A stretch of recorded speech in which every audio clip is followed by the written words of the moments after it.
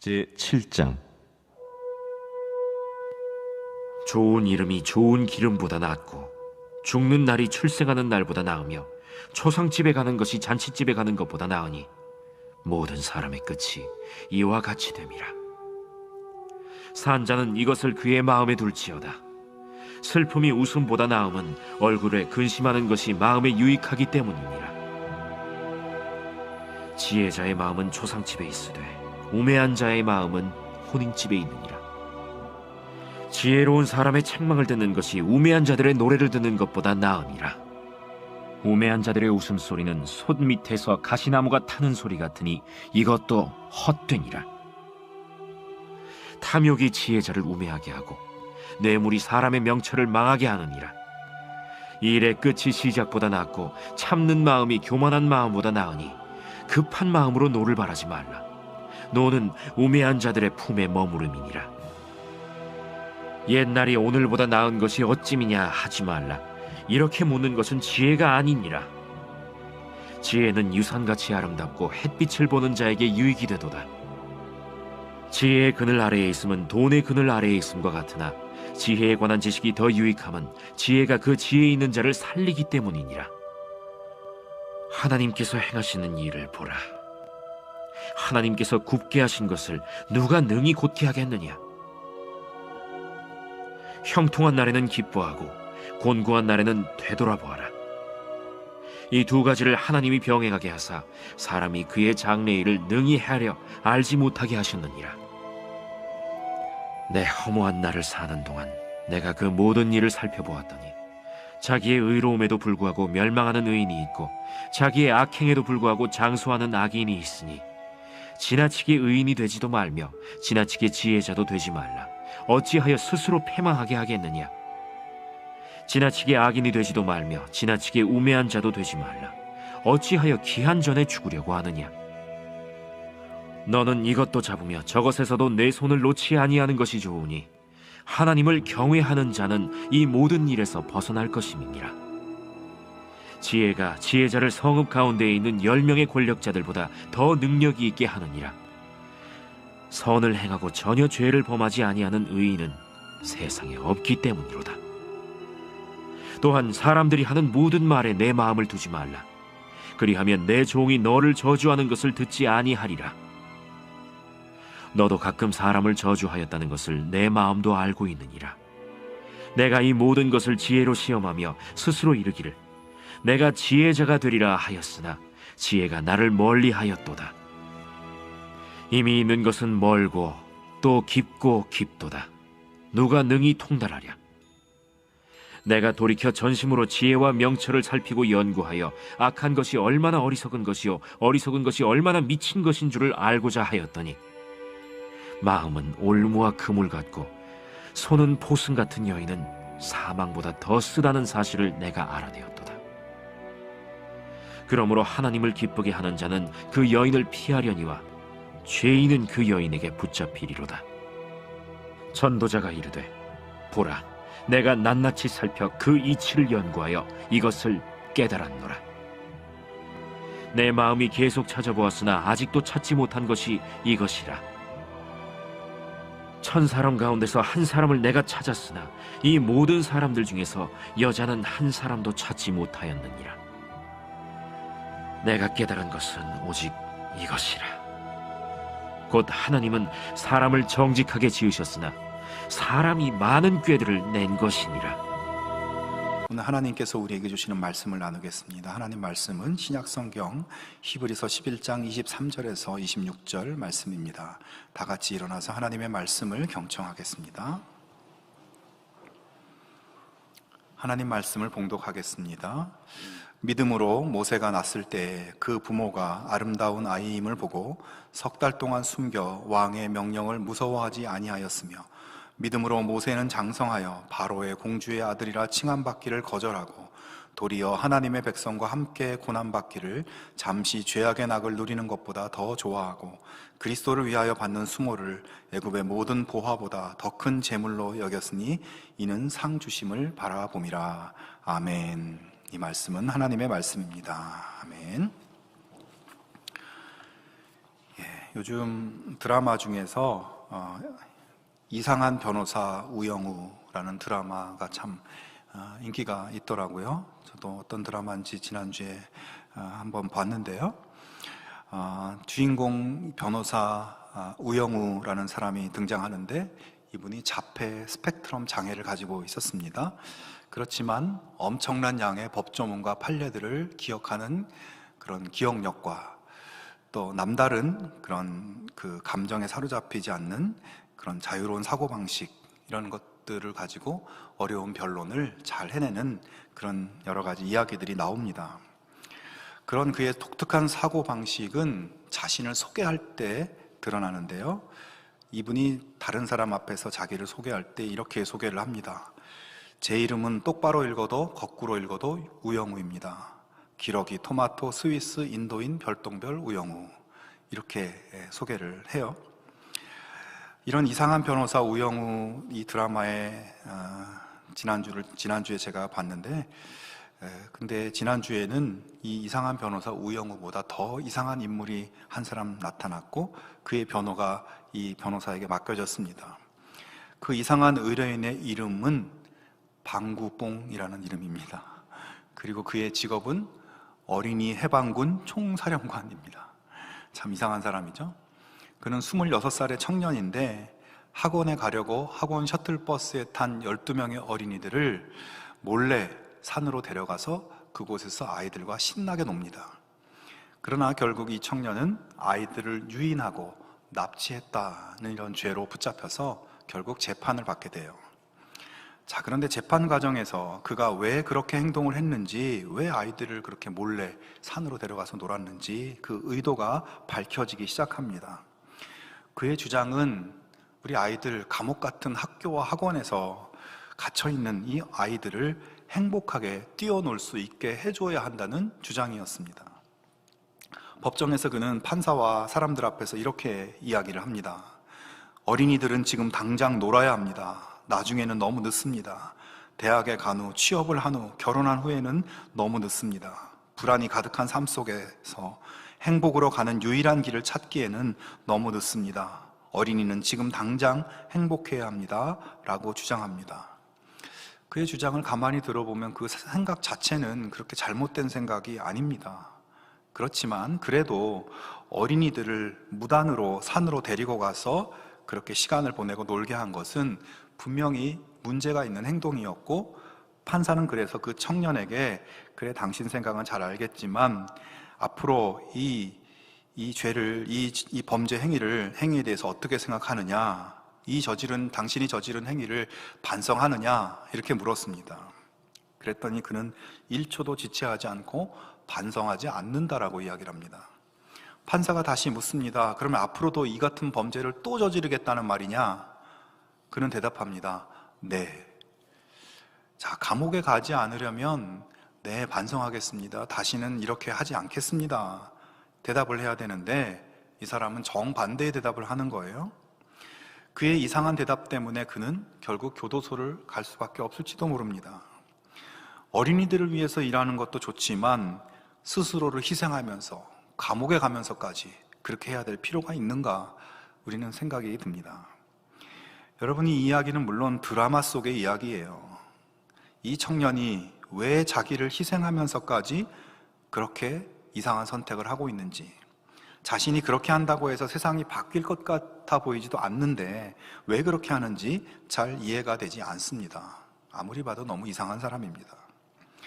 근데 여러분, 성경에는 그처럼 이상한 사람들이 많이 나옵니다. 특별히 히브리서 11장에는 성경 여러 곳에 흩어져 있는 이상한 사람들을 모아서 보여주고 있습니다.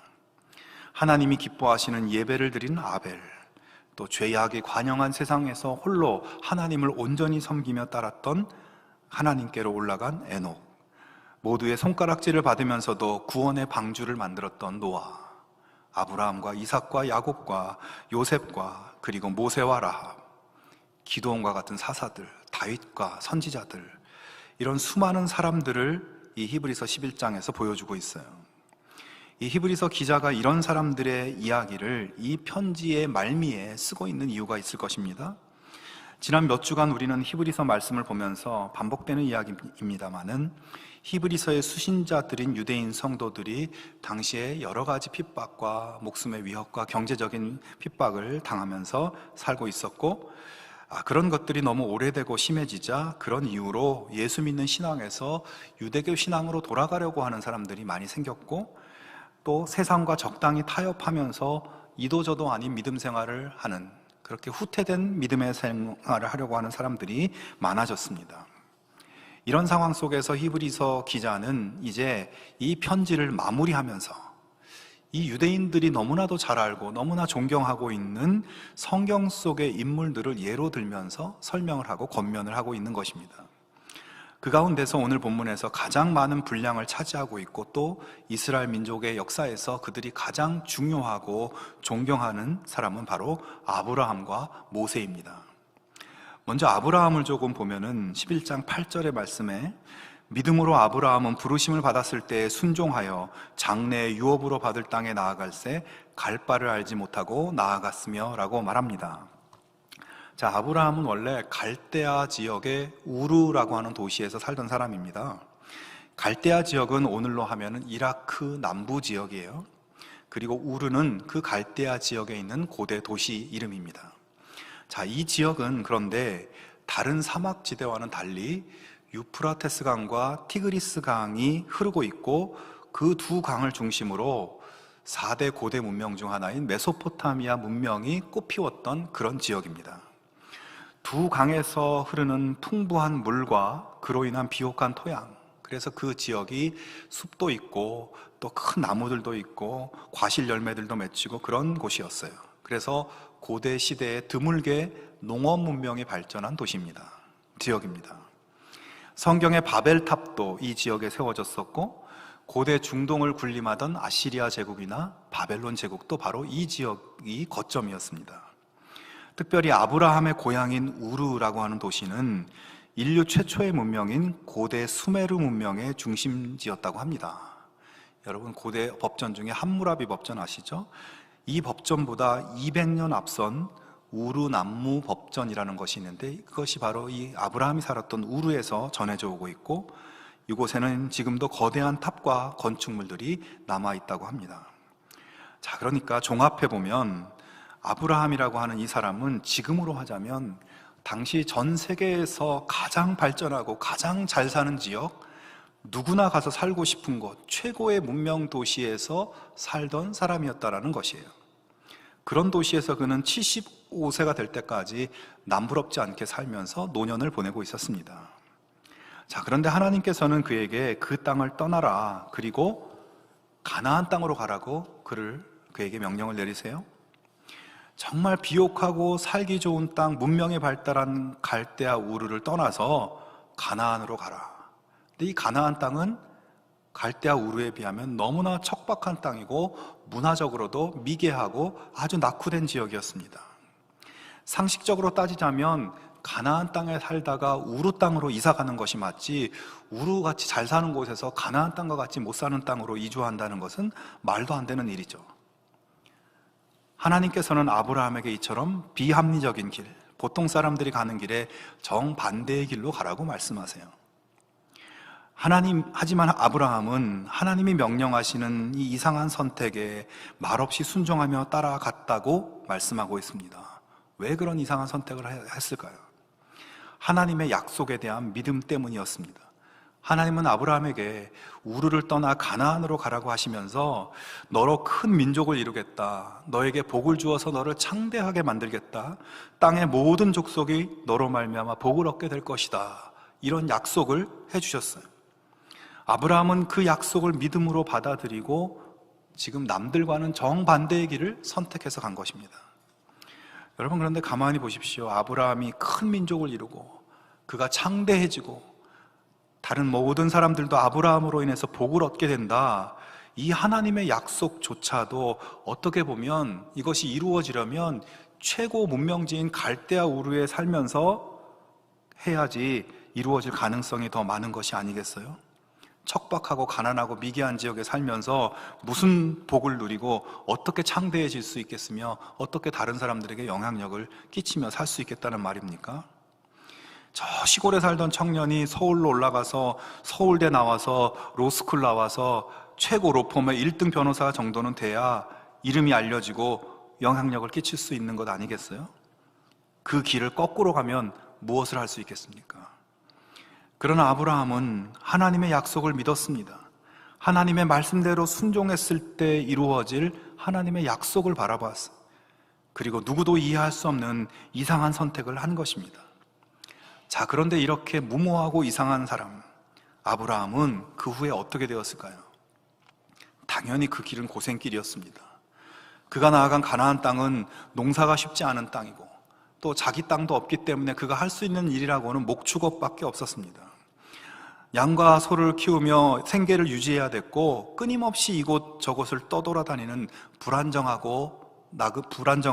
그리고 위험한 나그네 유목민 생활을 해야 했습니다. 아브라함은 그렇게 고생하며 가나안에 살면서 다시 자기 고향 우르로 돌아가고 싶은 그런 마음도 들었을 거예요. 내 선택이 잘못됐구나, 돌아가야 되겠다, 후회의 생각이 들 수 있었습니다. 그래서 11장 15절에 보면 그들이 나온 바 본향을 생각하였더라면 돌아갈 기회가 있었으려니와 이렇게 말합니다. 그렇습니다.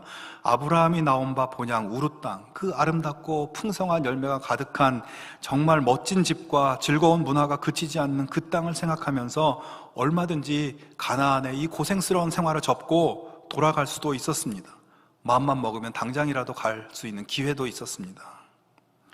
그러나 아브라함은 현실의 어려움과 곤고함에 압박을 받으면서도 끝까지 하나님의 약속에 대해서 믿음으로 선택하고 그 길로 계속 나아갑니다. 자기에게 주어진 믿음의 길을 끝까지 걸어가요. 그리고 그 믿음은 이삭과 야곱과 요셉에게 흘러가고 하나님 약속대로 이스라엘이라는 민족이 세워지고 수천 년 후의 역사 속에서는 모든 인류를 구원할 예수 그리스도께서 그의 후손 가운데 태어나십니다. 그래서 그의 믿음의 축복이 예수님을 통해서 열방 가운데로 흘러가게 되죠. 이상한 사람 아브라함은 오늘의 현실이 아니라 미래의 소망, 하나님의 약속의 선물을 바라보며 믿음을 선택하고 믿음을 지켰습니다. 그 결과 정말 하나님이 약속하신 복의 근원이 되는 축복을 이룬 것입니다. 한 사람을 더 보겠습니다. 그 사람은 모세입니다. 24절에서 26절을 보면요, 믿음으로 모세는 장성하여 바로의 공주의 아들이라 칭함받기를 거절하고 도리어 하나님의 백성과 함께 고난받기를 잠시 죄악의 낙을 누리는 것보다 더 좋아하고 그리스도를 위하여 받는 수모를 애굽의 모든 보화보다 더 큰 재물로 여겼으니. 자, 모세는 이스라엘 부모 밑에서 태어난 이스라엘 사람이었습니다. 하지만 그는 태어난 지 석 달 만에 이집트 공주의 아들로 입양이 되었어요. 그래서 왕궁에서 성장했고 이집트의 왕자로 살았습니다. 이집트라는 이 나라 역시 나일강을 중심으로 하는 세계 최고의 경제 대국이고 문명 국가였어요. 모세는 그 사회의 노예계층을 이루고 있는 이스라엘 출신이었지만 운이 좋게도 최고위층 왕자가 돼서 평생 편하게 먹고 살 수 있는, 하고 싶은 거 가고 싶은 거 마음대로 할 수 있는 그런 위치에 살고 있었습니다. 그런데 그의 앞에 선택의 상황이 벌어집니다. 세계 최고 선진국의 왕자, 앞으로 그 나라의 왕이 될 수도 있는 그 자리와 노예계층 이스라엘의 지도자, 이 둘 중에 하나를 선택해야 하는 것이에요. 여러분, 이집트 왕자로 사느냐, 노예인 이스라엘 민족과 함께 사느냐, 둘 중 하나를 고르라면 여러분은 무엇을 선택하겠습니까? 누구나 거지에서 왕자가 되고 싶지 왕자에서 거지로 살려고 하는 사람이 어디 있겠습니까? 그러나 모세는 그 모든 부와 지위와 세상 권력이 주는 즐거움을 버리고 왕궁을 나와서 이스라엘을 구원하는 사명을 위해 이스라엘 백성들 가운데로 들어가는 그런 이상한 선택을 하고 있습니다. 여러분, 근데 이것도 생각해 보면 그렇습니다. 모세가 이스라엘 민족의 구원을 위해서 일을 한다라고 했을 때 차라리 이집트 왕자의 위치에 그대로 있으면 그 위치에서 자기 이 이스라엘을 위해서 좋은 정책도 펴고 그들의 권익도 보호해주고 오히려 왕자의 위치에서 그런 일들을 하기가 더 효율적이고 효과적이지 않았을까 하는 것이에요. 하지만 모세는 그런 인간적이고 합리적인 선택이 아닌 이상한 선택을 하고 있습니다. 그에게 주신 하나님의 뜻, 하나님이 명하시는 사명의 길을 선택했어요. 여기서 하나님의 뜻은 뭡니까? 바로 그가 왕궁을 떠나서 이스라엘 민족을 직접 이끌고 가나안 땅으로 인도하라는 것이었죠. 아브라함에서 시작된 하나님의 위대한 구원 역사의 진보를 이루라고 하는 사명입니다. 자, 그렇지만 여러분, 모세가 바로 그런 선택을 하자 어떤 일들이 벌어집니까? 그는 민족을 위해 나섰다가 살인자가 되어서 수배령이 떨어져서 피말리는 도피 생활을 해야 됐고, 세계 최고의 권력과 무력을 자랑하는 바로와 충돌하고 대결해야 되는 무섭고 두려운 길이 벌어졌습니다. 그가 선택한 길은 홍해 바다의 위협과 사막의 굶주림과 갈증의 고통을 겪어야 되고, 이방 민족의 무자비한 공격에 대적하고 목숨 걸고 싸워야 하는 그런 길로 가야 했습니다. 여러분, 모세는 이상한 사람이었고 이상한 선택을 한 사람입니다. 인간적으로 볼 때 그냥 가만히 있어도 성공이 보장되는 길을 거절하고 하나님의 사명의 길을 선택했어요. 하나님의 백성들의 구원과 행복을 위한 그 사명, 자신의 안위를 내려놓고 자신을 희생해야 하는 길이었습니다. 모세는 이스라엘을 구원하시려는 하나님의 뜻을 받들기 위해서 인생을 거꾸로 산 것입니다. 하지만 그런 그의 순종으로 인해서 하나님의 구원 계획은 한 걸음 더 나아가게 됐고, 모세의 선택이 밑거름이 되어서 이스라엘은 이집트 노예에서 해방돼서 가나안에 정착할 수 있게 되었습니다. 이스라엘에서 시작한 하나님의 구원 역사가 이제 더 열방 가운데로 나아갈 수 있는 기초가 마련된 것이에요. 이제 마지막으로 앞에서 말한 이스라엘을 대표하는 두 사람보다 더 이상한 선택을 한 이상한 사람을 한 명 보겠습니다. 그분은 바로 예수 그리스도이십니다. 이분은 아브라함이나 모세보다 한술 더 뜨는 분이세요. 예수님에 대해서 소개한 말씀 중에 이런 말씀이 있습니다. 빌립보서 2장 6절에서 8절 말씀입니다. 그는 근본 하나님의 본체시나 하나님과 동등됨을 취할 것으로 여기지 아니하시고 오히려 자기를 비워 종의 형체를 가지사 사람들과 같이 되셨고, 사람의 모양으로 나타나사 자기를 낮추시고 죽기까지 복종하셨으니 곧 십자가에 죽으심이라. 자, 아브라함은 세계 최고의 문명 지역인 갈대아 우르에서 살던 사람, 모세 역시 세계 최고의 국가 이집트의 왕자. 자, 근데 예수님은 어떤 분입니까? 그분이 계시던 곳은 갈대아 우르나 이집트 그 정도가 아니라 하나님이 계시는 하늘나라 천국이었습니다. 그리고 그분은 근본 하나님의 본체, 하나님과 동등하신 분이라고 말씀하세요. 즉, 하나님의 아들이신 예수님은 하나님과 한 몸이시고 하나님과 동등한 지위와 권한과 능력을 가지고 계신 분이세요. 그리고 영원히 그 자리와 그 위치를 누릴 수 있는 분이십니다. 자, 그런데 그분이 어떤 선택을 하고 있습니까? 하나님과 동등한 자리, 그 영광의 자리를 버리셨다.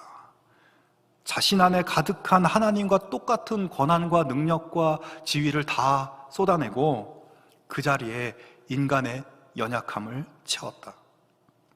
하나님을 벗어버리고 인간을 입으시고 인간으로 태어나신 것입니다. 인간으로 태어나는 것도 뭐 왕이라든가 귀족이라든가 높은 사람이 아니라 그 당시 제일 가난한 목공 노동자의 자식으로 태어났습니다. 여러분, 세상에 이런 선택을 하는 사람이 어디 있습니까? 이건 왕이냐 거지냐 이런 차원이 아니에요. 우주 만물의 창조자이며 크고 위대한 하나님이냐, 우주의 먼지보다도 작고 보이지도 않는 한 인간 존재냐, 온 우주 만물을 다스리는 영광스러운 보좌냐, 가축 우리의 여물통이라는 비천한 인간의 자리냐. 여러분, 우리에게 선택하라고 한다면 우리의 선택은 당연히 영광스러운 자리 아니겠습니까? 하지만 우리 예수님은 하나님과 동등됨, 하나님의 보좌를 버리고 저 우주 만물의 가장 높은 곳에서 보이지도 않는 이 지구 위 이스라엘의 먼지같이 작은 인간 존재가 되는 것을 선택했습니다. 이렇게 가장 높은 자리에서 가장 낮은 자리로 내려오신 예수님의 선택의 결과는 어떠했을까요? 그는 태어나자마자 헤롯 왕의 살해 위협을 받아서 피신 생활을 해야 했습니다. 그의 평생 동안 머리 둘 곳이 없어서 가장 가난하고 굶주린 삶을 평생 살았어요. 종교 권력자들의 끈질긴 공격에 시달렸습니다. 눈만 뜨면 영적으로 육적으로 고갈된 영혼들이 쉴 새 없이 이분을 쫓아다니며 괴롭혔습니다. 인간적으로 보면 너무나 피곤하고 고달픈 인생을 살았죠. 그리고 그 길의 마지막은 어땠습니까? 모욕과 수치와 채찍질로 살이 찢기고 피와 물을 다 쏟아내는 십자가였습니다. 하나님과 동등됨, 하나님의 보좌가 아니라 낮고 낮은 인간의 자리를 선택하니까 그 길의 끝에는 잔혹한 십자가가 있었던 것입니다.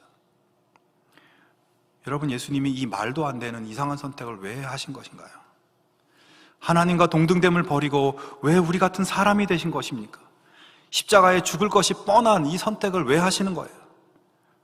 바로 저와 여러분의 구원을 위해서, 저와 여러분의 평화와 행복을 위해서, 저와 여러분의 영원한 생명을 위해서 자기를 희생하는 선택을 하신 것이죠. 여러분, 우리는 이 땅에 살면서 때로는 눈물 흘릴 일도 만나고 아프고 상처되는 일도 만납니다. 때로는 말도 안 되는 부조리와 억울함과 부정의의 폭력을 걷게 됩니다. 예수님은 우리가 겪는 그런 고통을 소멸하시고 우리에게 하나님 나라의 의와 평강과 기쁨을 부어주시기 위해서 자기를 희생하는 선택을 결정하신 것이죠. 하늘의 진리를 깨닫게 하고 그 은혜 속에 살 수 있도록 십자가로 그 길을 여신 것입니다. 또한 우리는 이 땅에서 살면서 모두 죄를 짓고 삽니다. 우리는 크고 작은 거짓말을 하고 살고 마음으로 짓는 죄, 행동으로 짓는 죄, 나만이 알고 있는 은밀한 죄를 지으며 그리고 그 죄들로 인한 죄책감의 무게를 지고 삽니다. 그런 우리의 모든 죄와 죄책감의 짐에서 우리를 해방시키기 위해서 예수님께서 우리 대신 그 모든 죄를 짊어지시고 자기를 희생시키는, 자기를 버리는 선택을 하신 것입니다. 우리 죄를 다 없애주셔서 우리가 영광스럽게 천국에 들어갈 수 있도록 그렇게 선택을 하신 것이에요.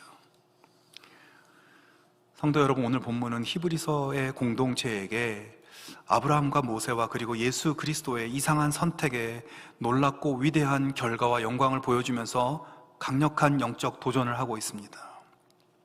복음을 선택할 것이냐, 율법을 선택할 것이냐, 예수를 잘 믿을 것이냐, 세상의 가치와 이념을 따라가면서 거기에 충실하게 살 것이냐, 온전한 예배와 성김과 봉사의 삶을 살 것이냐, 나의 즐거움을 위해서 살 것이냐, 지금 당장 나를 편안하게 만들어주는 그 길을 선택할 것이냐.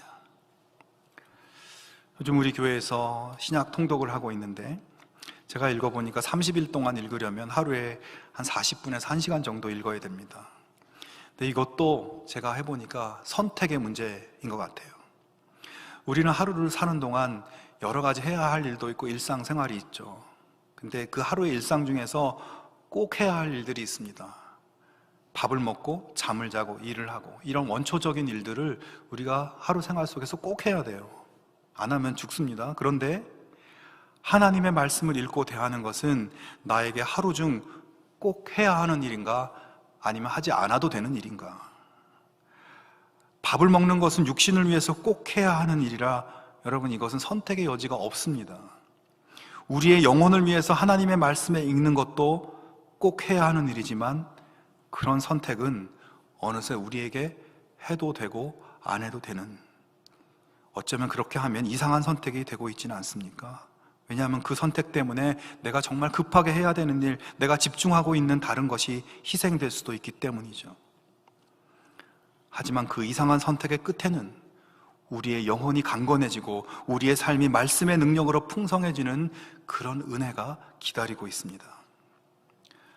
오늘의 이 시대를 보면요, 예수를 믿는 것이 세상 사람들에게 점점 더 이상한 선택으로 비춰지고 있습니다. 무슨 말인가 하면 사람들이 그래요. 예수를 왜 믿어? 아직도 그런 걸 믿어? 전에는 상상하지 못했던 그런 질문과 도전이 우리에게 닥쳐오고 있고 앞으로 더 강하게 밀려들 것입니다. 그래서 히브리서 공동체처럼 우리도 적당히 희석해서 살든지 아니면 예수를 버리고 돌아서든지 그런 일들이 앞으로 더 많아질지도 모르겠습니다. 여러분은 어떻습니까? 나를 위한 황금 같은 주말 시간에 교회에 나오고 예배를 드리고 봉사를 하고 교제를 하고 그런 이상한 선택 괜찮으시겠습니까? 매일매일의 삶 속에서 예수님처럼 말하고 예수님처럼 겸손하고 온유하게 살며 행동하는 그런 선택 괜찮으실까요? 예수님의 낮아짐과 너그러움과 용서와 용납과 사랑을 선택하는 것, 그런 이상한 선택하는 것 괜찮겠습니까? 여러분, 우리에게 오늘의 이 세상에서 그런 선택은 분명히 이상한 선택입니다. 손해가 뻔해 보이는 선택이에요. 하지만 그 이상한 선택의 영광을 기대할 수 있길 바랍니다. 이 땅에 반드시 임할 완전한 하나님의 나라, 완전한 하나님의 통치가 내려온다는 것을 기대할 수 있기를 바랍니다. 그날에 우리가 영광스러운 하나님의 자녀로 온 우주에 빛나게 드러나게 될 것입니다. 우리 모두 세상이 이상하다는 선택을 굽힘없이 담대하고 의연하게 결정하고 나아감으로써 마지막 우리에게 주시는 하나님의 영광을 누리는 우리 모두의 삶이 되기를 주님의 이름으로 축원합니다. 함께 기도하겠습니다. 하나님 아버지, 넓고 편한 길, 영광스러운 보좌, 그런 것을 버리고 좁고 협착하고 험한 십자가로 나아가시는 우리 예수님을 생각합니다. 그 희생의 길을 걸어가심으로써 하늘의 영광을 우리 모두에게 내려주신 예수님의 은혜를 찬양합니다. 오늘 우리가 믿음을 지키고 예배를 지키고 하나님 사랑과 이웃 사랑의 길을 지키며 사는 것이 점점 더 좁고 어렵고 이상한 선택으로 다가옵니다. 우리의 믿음을 붙들어 주시옵소서. 마지막에 이루신 주님의 완전한 나라의 축복과 영광을 바라보며 그날이 반드시 올 것을 소망하며 예수님의 성품과 그분의 언어와 행동을 선택하는 우리 모두가 되게 하여 주시옵소서. 예수님의 이름으로 기도하옵나이다. 아멘.